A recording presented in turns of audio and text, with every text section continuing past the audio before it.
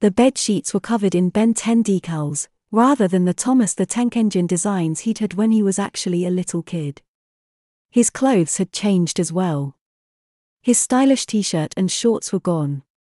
Now he wore a baggy white t-shirt emblazoned with SpongeBob's smiling face and no pants at all.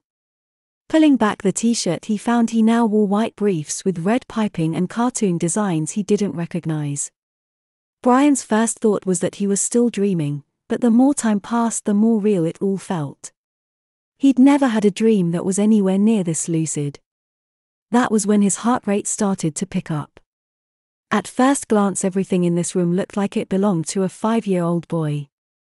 But the more he looked, the more he realized that wasn't entirely right. While his bed was covered in kiddie designs, it still fit him perfectly. The childish t-shirt and underoos were snug and comfy on him. Surely they didn't make underoos like this for adults.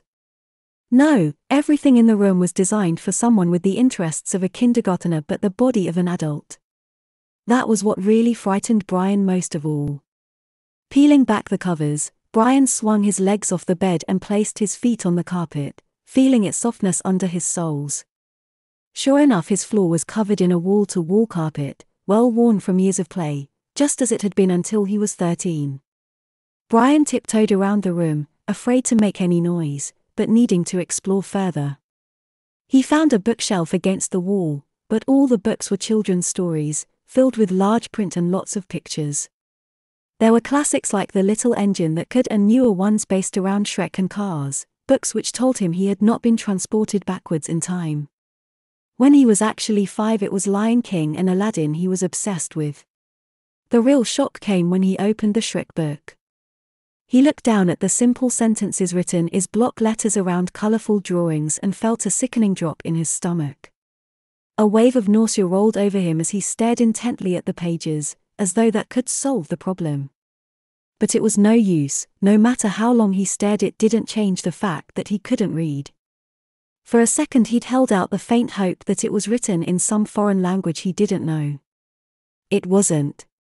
He was able to recognize a couple words in the sentence after much struggling, though only the smallest and simplest words there. Despite the fact that he knew he was a college senior, Brian had to admit he was also now illiterate. Casting aside the book, Brian took to exploring the room further, hoping for some explanation. He was rummaging through the toy box when he heard footsteps approaching down the hallway. He froze where he was, unsure what to do. What on earth was going on here? "Brian, honey, wakey wakey," called a voice that Brian instantly recognized as being his mom's.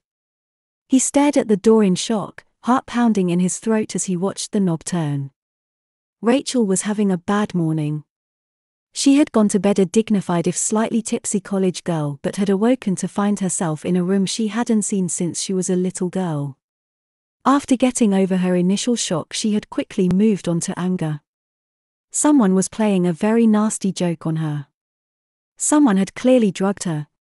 Opening up her closet, she searched for something more appropriate to wear. She'd awoken, to her burning shame, in a pink frilly nightgown befitting a Barbie-obsessed little tyke. Unfortunately, whoever was pulling this prank on her was sparing no expense, because entire wardrobe in the closet was suited to a 5-year-old girl who had an adult body. There were princess dresses, t-shirts with Barbie designs, sweaters with knitted-on bunnies. Seeing this, Rachel had a much more disturbing thought. What if this wasn't a joke at all? What if she'd been kidnapped by some kind of nut? The more she thought about it, the more sense it made. Who would do all this for a laugh? No, she had to be in very serious trouble.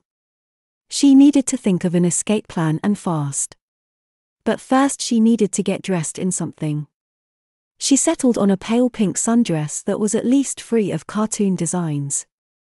Her massive collection of shoes was gone, of course, but there were several pairs to choose from. None were stylish, nothing with heels, of course. Little girls didn't wear heels. She settled for some simple flip-flops.